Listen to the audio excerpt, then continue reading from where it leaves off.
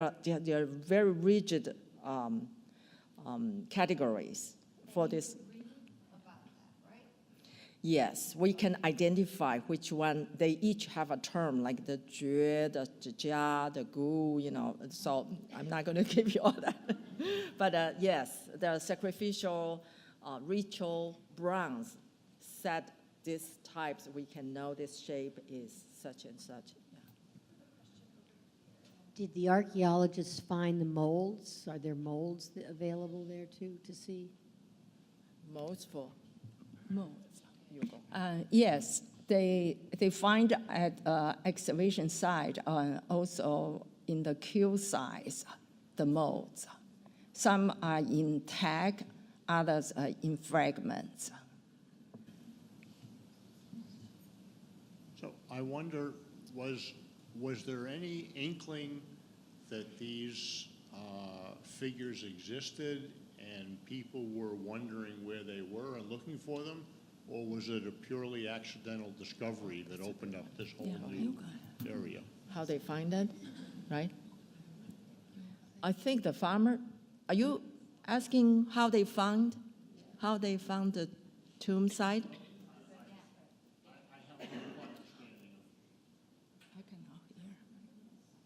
Well, the farmers tilling the land first discovered several shards and some vessels, and then they start digging, and that's how they discovered the whole tomb site. So there was no thinking. There was no thinking before the farmer's discovery that maybe this was somewhere and we're looking for it? We know the general area, but it's kept secret.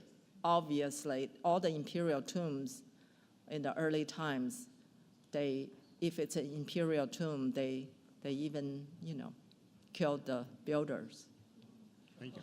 Yes, since the mausoleum is so large in size, so as early as the Han Dynasty, this terracotta army pit already been disturbed. Someone went there, so 2 of the 3 pits were on fire and was set on fire intentionally. And then, very interesting and strange, after several decades later, this information lost.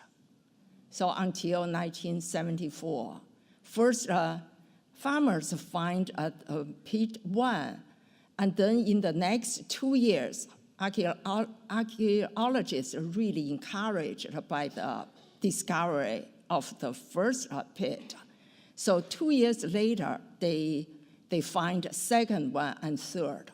So all this number, pit 1, 2, 3, actually is numbered after the sequence of when they were discovered.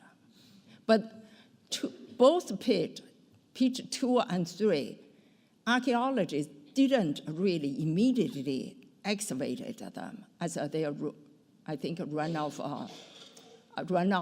the archaeological laborers to really work on. So until 10 years and 20 years later. And you know that the emperor's real tomb has not been touched yet. It's intact. This is just the neighboring, not the actual tomb of the emperor.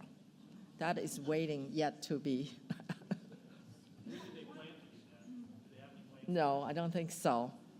Well, for one thing, if you want to, like the Terracotta army now, if you want to excavate it, you have to be ready.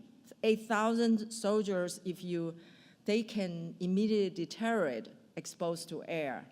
So there are all kinds of considerations, where to store them, where to work on them. So that's why I think, I don't think there's any plan. Do you know? No, earlier, the Shanxi provincial city and the bureau, on the early time, they really wanted to do it. And then the central government didn't approve. And I don't think in the next 50 years, the tomb will be excavated. What accounts for the difference in size between the mounted and soldier on the horse and the terracotta warriors? The terracotta warriors were almost 6 feet tall, whereas the little mounted horseman was just a small doll. Right. What accounts for that difference in size over such a few years? That's The not size. from The nomadic. No, intentionally, the cavalryman was built shorter than like other soldiers. No, he's talking about the mounted, the horse riding on a horse, the nomadic. Nomadic. Right. That's not a warrior. No, the very early on, there is a horse and a nomad. That was built almost 100 years before the Terracotta Army. So people really do comparison of the two and how 100 years before they only built something 7 inches high, and then less than 100 years there is a more than life-size Terracotta Army. Right. And there are smaller terracotta warriors too. This is not meant to be part of the army guarding the first emperor's tomb. That's a separate funerary. Yeah. And so forth, and size.